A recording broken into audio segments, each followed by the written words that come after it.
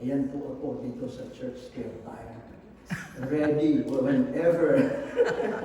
Pastor, where are you? So that's the ministry, the spare time ministry. Yung mga if you need prayers, just call us, okay? And 613-741-6576. Okay.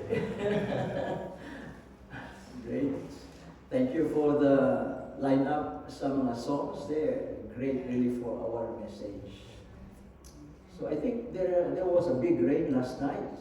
I think that's why some were not able to make it. Because of the huge rain, flood. Sure, flood. Okay. Praise God. Last night we were at Phil June's 50th birthday celebration. If you were not invited, that's not my fault. But my wife started looking for me. So at our table, we're seated. Ray, Edna, Barn, and Ave, myself, and Faye. Sino pa yung isa? And there's Roxanne. Celso also. Yeah, and so towards the end of the program, while people were dancing, parang last hurrah ng celebration, Faye started looking for me kasi nga parang talagang malakas yung the sound and music was very loud. So I said, I think let's go. Go home early. So akala niya I went already to the car. So she, tingnan mo yung bana ko, my husband, I cannot find him. Maybe he's in the car. And then Ban said, look. Yeah, she pointed at me and dancing, with the rest of it.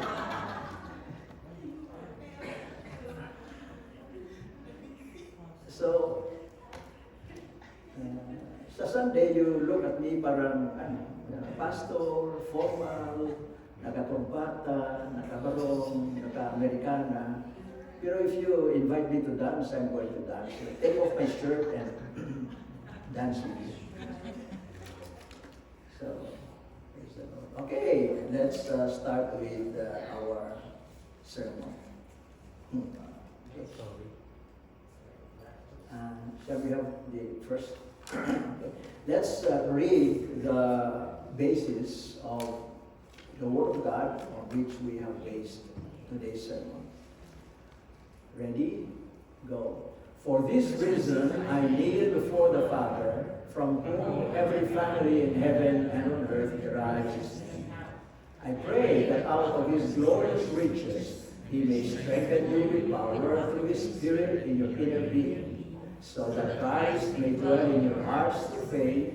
And I pray that you, being rooted and established in love, may have power, together with all the Lord's holy people, to grasp how wide and long and high and deep is the love of Christ. So let's just stop there for a while. You notice the word glorious there, okay? Because that has a very important part in our sermon. Glorious riches. Next. Next page.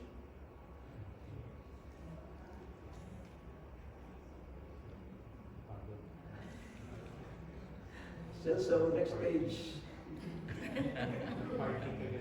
And to know this love that surpasses knowledge, that you may be filled to the measure of all the fullness of God. Now to Him who is able to do immeasurably more than all we ask or imagine, according to His power that is at work within us, to Him be glory in the church and in Christ Jesus throughout all generations, forever and ever. So the word glory, glorious, has a major part in the ideas that the sermon that I will bring up to you. Okay. This next piece. Okay. Okay. So let me explain the context of this verse or verses. Uh, this is Paul's, the passage of the scripture that we just read is part of the prayer of St. Paul, which is found in the middle there, chapter 3, verse 14 to 21. Okay? And that sits right in the middle of the book of Ephesians. It's between that part, this one here, chapter 1 to chapter 3, verse 13, in which Paul summarizes the revelation of God that was given to him. And he looks, as it were, he stands, and in fact, he kneels before this great program of God for us, for humanity. On one hand, on his right side, he puts into words this salvation that God has revealed from eternity and culminating on Calvary. You see that? You see, that's Ephesians chapter 1 to the middle of chapter 3. That's a summary of the program of God for our salvation. And then, to his left, he describes what this salvation is about. The effect of that salvation is the transformation of life. So he describes from chapter 4 to the end of the book how the Church of God, the body of Jesus Christ, the people of God will be transformed, and that takes a lifetime process. Okay? So here, Paul, he looks at this, he has this summarized form, in brief forms. He understands the plan of God from eternity to eternity, and to him this is just too wonderful. And so he kneels before the Father. You see that? And that is a powerful image. Why did he kneel? Bakit siya lumuhod sa paanan ng Diyos na Ama? Because he understood, he saw this great plan of God for our salvation. From eternity to eternity. And he writes it, he compacts this in one short letter, that letter to the Ephesians, which now we have a copy. So there are three major prayers in the book of Ephesians. Number one, the prayer of knowing God. Second, the prayer of experiencing God, which I will elaborate. And then the prayer of preaching God, in which Paul asks the Ephesian Christians, pray for me because of this wonderful good news that I am carrying as an ambassador of Jesus Christ. Pray for me that I will be able to preach it with boldness. Do you sense how where we are now?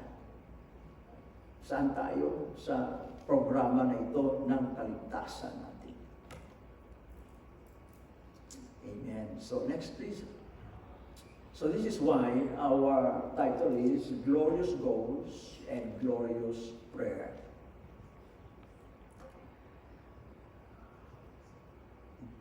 Okay, so next please.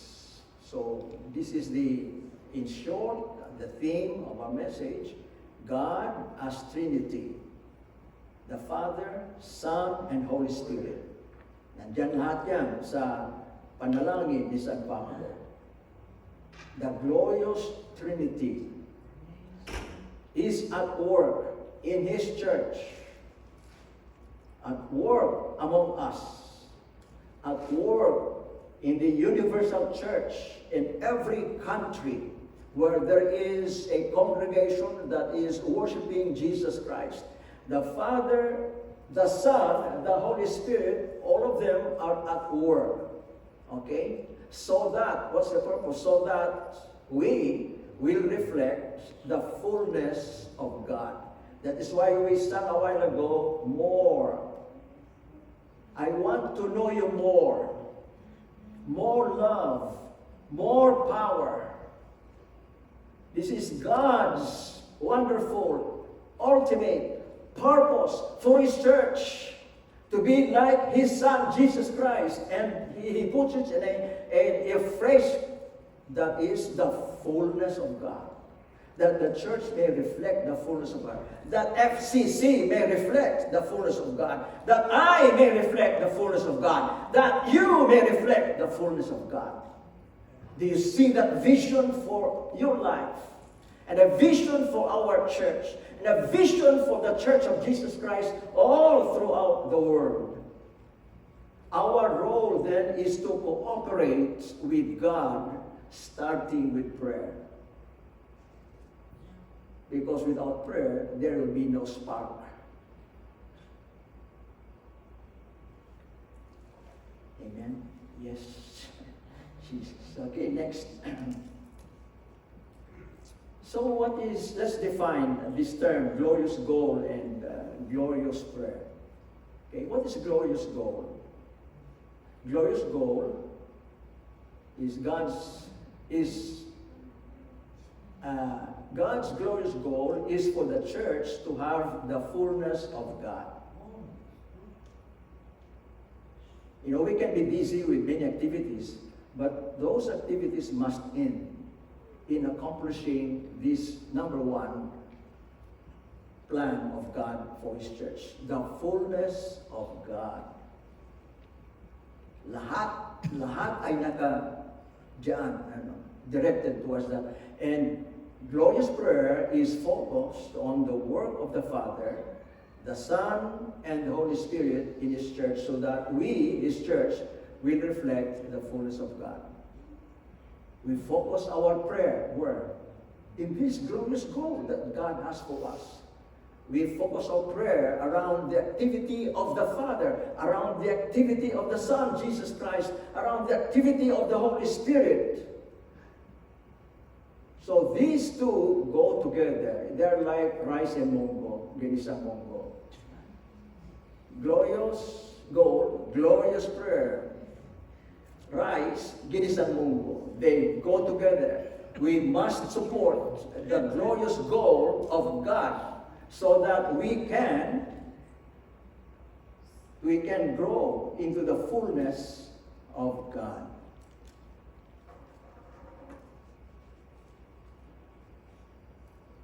This passage tells how we can express glorious prayer to God the Father, God the Son, and God the Holy Spirit.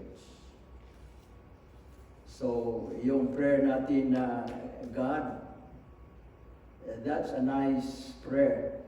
But then we need to also begin to delineate, okay, God the Father, what is He doing? How can I pray alongside with the Father's work? The Lord Jesus Christ. How can I pray along with the work of the Lord Jesus Christ and that of the Holy Spirit? Because each is involved in pouring their glorious riches into His church. Amen. Can you imagine God the Trinity, the Father, the Son, the Holy Spirit, everyone working together to pour these glorious riches not only to us individually, but to the church.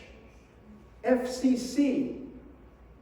Do you see the picture there? Whose picture is that? Who are in the picture? You and I, FCC. God wants to pour His glorious riches upon us. That is God's destiny for His church.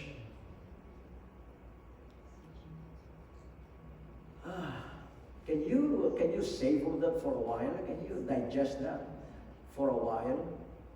God wants to pour His glorious riches upon us, His church.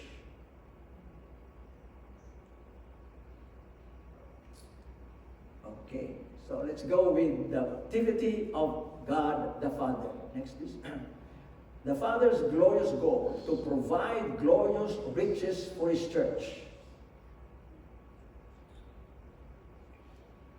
Okay, let's open your Bibles because there is a word there. If you have your Bibles with you, it's not good to give a sermon and then you're not able to really see what's in the Word of God. I didn't want to burden you with so many ang tawag niya. Click over there. Let's open our Bibles to Ephesians chapter 3.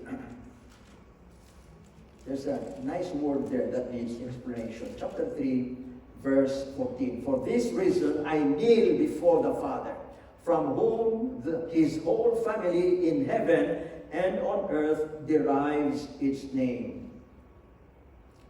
This word family is, if it is the other explanation for it or translation is ancestry.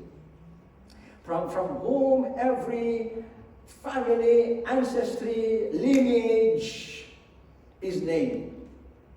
It means that he is talking about God as the Creator. Every one of us, every family, every lineage, every ancestry, like the ancestry of the Jews, they came from the 12 tribes, and the 12 tribes came from Abraham. And every tribe, ancestry, are all traceable to the beginning, who is the Creator of all things, which is God the Father. This is one reason why Paul, this is too wonderful for him, that he is saying, God the Heavenly Father, the Creator, who has this, not just a legal right, but by virtue of his creation of the human being, he says, I am going, in my generosity, I am going to give you, I'm going to pour into you my glorious riches. And so here we have two key words. Next, please. I think that's a little advanced already. Okay, next. Two words about the Heavenly Father. He is the Creator and Blesser. Okay, blessed. Can you... When my father died, I did not receive any blessing. No inheritance at all. The only inheritance I have is my brain from my father. And okay na ito, okay.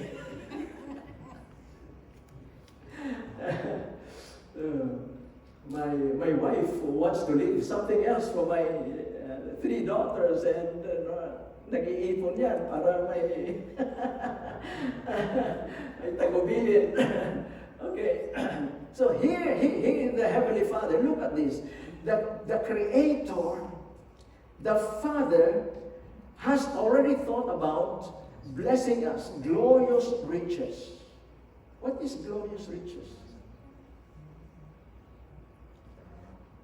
In our prayers, most often we pray for blessings, but most of the time they are earthly blessings. Have we ever prayed for spiritual, glorious riches? The glorious riches that the Father gives us is yung mga riches na panlangit from heaven. They're eternal things, pure things, like ito hindi ito maibibigay ng sanlibutan. The world can never give this. Pero tingnan mo, let me enumerate them to you one by one. Number 1, agape love. The eternal, unconditional, and sacrificial love as demonstrated by Jesus. Ano pa? The peace that passes understanding. Kahit na nagkakasakit ang anak mo, and yet you have this peace. Somehow it comes, somehow it grips you and says, no, you are at peace. How about joy unspeakable and full of glory? How about patient endurance until the coming of our Lord Jesus Christ?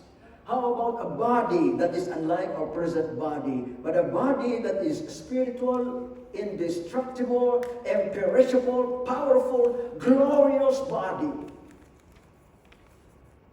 How about the indwelling Christ in us? How about the Holy Spirit who fills us? How about sitting with God, with Him in the heavenly realms in Christ Jesus? How about the various and many gifts of the Spirit so that we can do the work of God? These are things that the Father, from His generosity, has given to us. These things cannot be given by anyone here in this world. So, how do we pray for this? What's the glorious prayer? How about thinking more deeply, sensing more, meditating more about the Father as Creator and Blesser, and to allow your heart and your mind to experience like that time when you, for the first time, you tasted a very, very good cup of coffee. I know one of you here loves coffee, and you know when you tasted really a very special coffee, you know the effect of that. Naku po, parang dito sa throat mo. And then the taste, the aroma of the coffee goes into your nasal cavity there. Yeah, and it fills you there, and then you begin to see aroma, and your brain begins to pick up the sensation, and your brain says, yeah, I like that. I want some more of that. Diba? Pero kapag malabnaw na coffee, like yung aming kape ni Fe, it has no effect.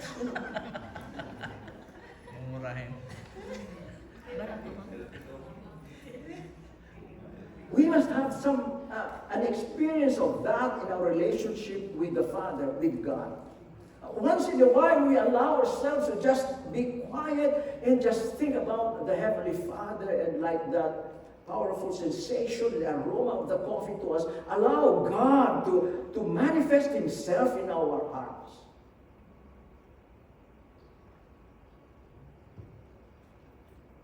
That's one way to get in touch with the one who gives us the glorious riches. How about living daily, enjoying the glorious riches? Enjoying daily this joy unspeakable and full of glory. How about enjoying daily this peace that passes understanding? How about asking God and believing that you are filled with the Holy Spirit at that moment? Just practicing that daily. Amen. That's our Heavenly Father, a short description. And before this Heavenly Father, Paul knelt. That is a powerful picture for us to copy, to follow. I do that once in a while, by the way. I just did that this morning. Number 2, the Holy Spirit. Oh, by the way, let's go back to that picture. I'd like to do that briefly before that. Okay? Ancestry symbols.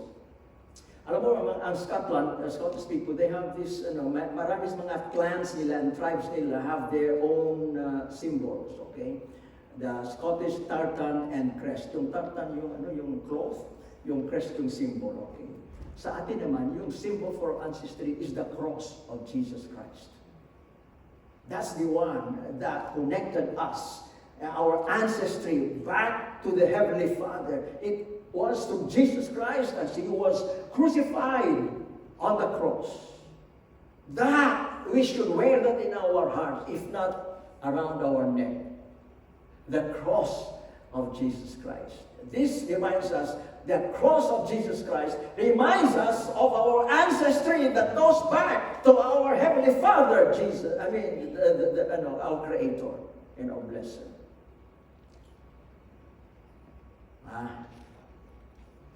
Praise God. Okay, next. The Holy Spirit. So the Holy Spirit's goal is to strengthen our inner man. For what purpose? So that Christ can dwell in our heart. Okay. You see there the fire in the hand. Okay. But it's supposed to get down into our, when your hand is on fire, your body is on fire, because of the Holy Spirit, it should, get deep into our spirit. Next, please. Okay, that's the verse. Let's read it together.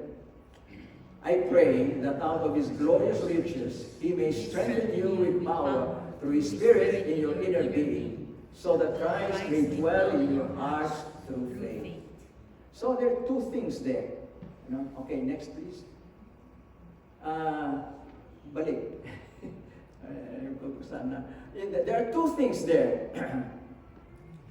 To strengthen us, and then for Christ to dwell in us. This is made possible by the Holy Spirit. Okay. Number one question. What is the work of the Holy Spirit in our life? Verse 16. To strengthen, right? To strengthen us, okay, with power. Number two question. What area of our life does the Holy Spirit strengthen? Your inner being, your inner man. We have an outer man, this one, and we have an inner man, which you cannot see. But this inner man is our spirit. And this inner man is the one that is, if you do not have an inner man, you do not have a spirit, you will not enjoy God. You will not enjoy praying. You will not enjoy serving Jesus Christ. It's this inner man that makes us enjoy serving God. This is why the inner man must be strengthened. If tayo ay nanghihina sa ating spiritual life, you know the solution to that. The Holy Spirit strengthens our inner man. It's time to call Him, Holy Spirit, strengthen me in my inner man. Parang nahihirapan kayo maging humble, you ask the Holy Spirit for strength to strengthen your inner man. Nahihirapan kayo magpunta ng church, you ask the Holy Spirit to strengthen your inner man. Nahihirapan kayo mag-forgive, ask the Holy Spirit to strengthen your inner man. Next question. Wala na yata. What is the glorious prayer that we have for the Holy Spirit? When you pray for someone to be born again, so that he might be transformed from having deadness in his spirit towards God. Pakikuan nga ng Celso, if there is, paki-scroll down. Change ng page. Sige pa. Wala. Na-erase. Pakibalik na lang. Thank you. Okay, here. So, two things that the Holy Spirit would like to do in us. Number one, to strengthen our inner, what? Man, inner being. And number two, to prepare our spirit for the indwelling Christ. Kasi, before Christ could come in sa atin, our inner spirit is really, as far as relationship with God is concerned, it is unable to relate with God because there is deadness in the inner man because of sin. So before we receive Jesus Christ, The Holy Spirit comes and strengthens our Holy Spirit, our spirit. The Holy Spirit makes our spirit alive so that Jesus Christ could come in. Get it? That's the job of the Holy Spirit. So, in other words, the Holy Spirit helps us in our need for salvation, and second, in our need to obey, follow, and become like Jesus Christ. In both areas of life, the Holy Spirit strengthens us. Amen. How many of you are praying to be strengthened in your inner man? Have you ever prayed? Try praying that. Okay. So, as examples of life in Jesus Christ, so that you remember it very well. So, Luke chapter 1, verse, next please. Luke chapter 1, verse 1 and 14. Next, okay. Jesus Christ was led by the Holy Spirit to the wilderness. And the term there is that he was filled, he was led, and he was empowered by the Holy Spirit. So here, it's just a little way of remembering this flesh, our body, this life has to be strengthened by the Holy Spirit. This flesh, filled, led, empowered by the Spirit who is holy, or just flesh. In short, every time you go out, remember this, or God, I want this body to be strengthened by the Holy Spirit. Filled, led, and empowered by the Spirit who is holy, flesh. Next, please. Christ's glorious goals for us. To dwell in us, and for Christ to fill us with His love. To dwell in us and to fill us with His love. Amen. So let's read that one. Okay, verse 17. So that Christ may dwell in your hearts through faith, and I pray that you, being rooted and established in love, may have power, together with all the Lord's holy people, to grasp how wide and long and high and deep is the love of Christ, and to know this love that surpasses knowledge, that you may be filled to the measure of all the fullness of God. So two things that Christ wants to do. He wants to stay in our hearts. He's not a visitor. Okay, na pansamantala lang. Okay. He really wants to live in our hearts. What else? And when He stays, He wants to fill us with His love. Sometimes may mga bisita tayo na problematic. Pero sometimes there are also visitors who just before they leave, you're mamangha ka. You are so loved. And that's Jesus Christ. He wants to dwell in our hearts. This happens as we believe for the first time by faith, receiving Him as our personal Lord and Savior. Secondly, He wants us to be filled with His love. This is how St. Paul puts it into word. He wants us to grasp His love. What's the word? Grasp. Grasp. Come here.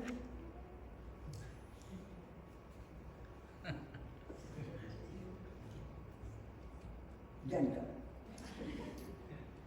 If I want Him, if sana nasawa ko sana, wag na lang, sige na. No.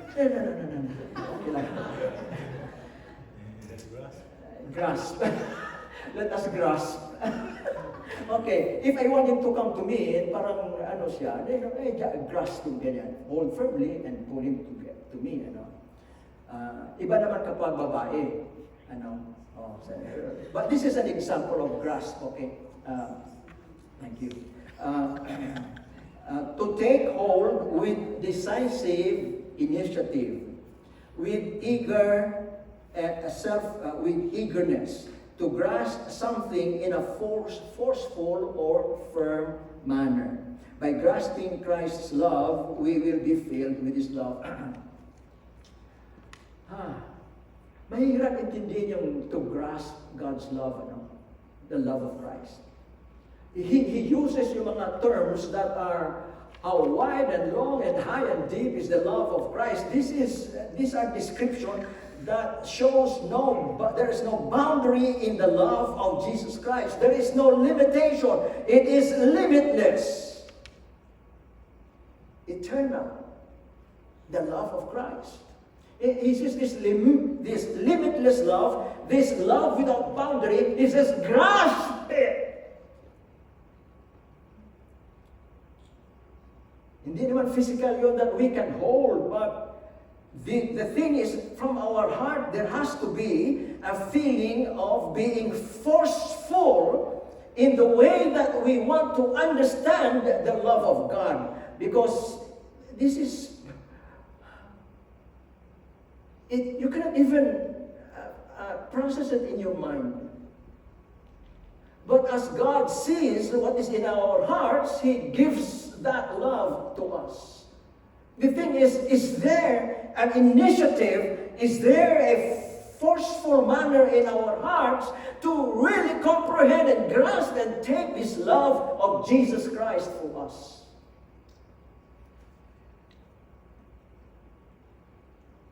I have shared this experience with you maybe more than once, but I'd like to, because to me this is the best example in my life. Way back when I was a student at Phidias College of Bible, I happened to assist in the typing of letters with one of my teachers. And one night as I was typing, about 10 o'clock in the evening, the wife came down at the basement and offered me a glass of orange juice and biscuits. And as I was eating and drinking, I felt in my heart suddenly, without me hearing anything, I just felt in my heart, this is what love is. I felt so loved. She did not say anything. She just said, Ernie, good evening. I looked at her eyes, and immediately I felt in my heart, I was loved. I was so loved. The first time to ever felt being loved. For the first time in my life. By that time, I was 25 years old. And so I said, because one of the guys I was following up at UP was sick, okay, tomorrow I'm going to buy brewer's yeast, orange juice, biscuits, and I'm going to visit him sa dormitory and give this to him. That was the immediate result of that love in my heart. I want to spread this love also. Maybe that is an example of what it means to grasp the love of Christ. So the glorious prayer is that even if it doesn't seem to be logical, is that God is able to produce that love in us. And for us to just realize that we need that love. And apart from Jesus Christ, we cannot have it. He has to put it in our hearts. In fact, in Romans chapter 5, verse 5, it says that the Holy Spirit has poured this love in our hearts. Alam mo yung sa Manila, yung gripo doon, minsan kapag summer time, yung tubig, tulo-tulo na lang. Now this one is poured. It's like when the fire department opens dito sa Ottawa, the water gushes out, it's being poured into our hearts, complete the love of Jesus Christ, all the fullness of that is in our hearts already. Because by the presence of the Holy Spirit, He brings the love of Christ into our hearts. We only have to realize that and begin to pray that this love is here within us.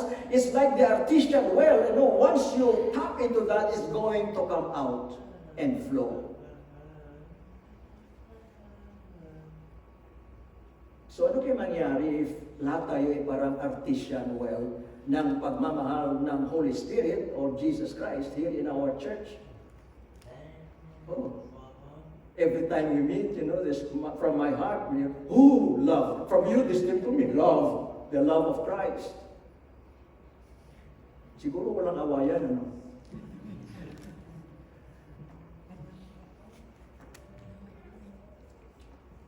Wow. Let's summarize. Okay, next please. So the Father, who is creator and blesser, provides glorious riches to his church and to his children, make it more personal. Number two, the Holy Spirit enables the church or his children to receive the Father's glorious riches by giving them new birth from the dead, spiritual death, and by empowering them to serve God. Number three, Jesus Christ, the Son of God, comes and indwells his church or his children and fills them with this love. The result is this: the church increases in its attainment of the measure of the fullness of God, or that the church regains that which was in the beginning was God's destiny for his people, that is when he created them in the image of God. We regain that which we lost, the image of God because of our sin. We regain it through the activities of the Holy Spirit, of the Father, and of Jesus Christ in and among us. You see how it seems complicated, but once you see this, you will begin to reorder your life in such a way that you can cooperate with God. Is this possible? Next, please. Is this possible for FCC? Is this possible for the Church of Jesus Christ to happen? That God in his wisdom wants to rebuild us to become a picture and an obra maestra, the workmanship of God, so that people see this is like God, the image of God. This church, I can see God here. It is possible. Now this is answered in verse 20 to 21. Now to him who is able to do immeasurably more than all we ask or imagine, according to his power that is at work within us. To him be glory in the church and in Christ Jesus throughout all generations, forever and ever. Does that verse show to us that it is possible? It can be done. How does God accomplish this? It says that God himself will do it. He is able, what? To do immeasurably more than all we think or imagine. Can you see that happening in your own life? God is able to do immeasurably more than what I think or imagine, that he will accomplish this in my own life. So, there is no need to say, okay lang ako.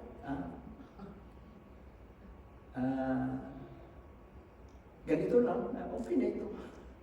No, there is more.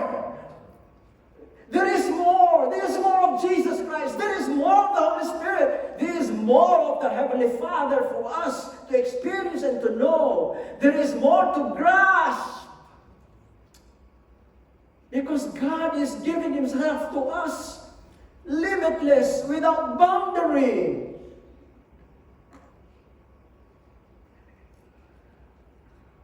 Where is he working? Where is God working? Is He working out there and so on? Where's God's base to work to make this happen, to accomplish these things? Where? Within us, according to His power that is at work within us. Among us, but also within us. When you pray, we need to realize that there is this power within us. God is here, working within us. Don't feel na bigger kayo sa God or that kulang ang inyong spiritual strength because He is at work within us. You just have to realize that He is here, working. And then you'll have to cooperate with Him.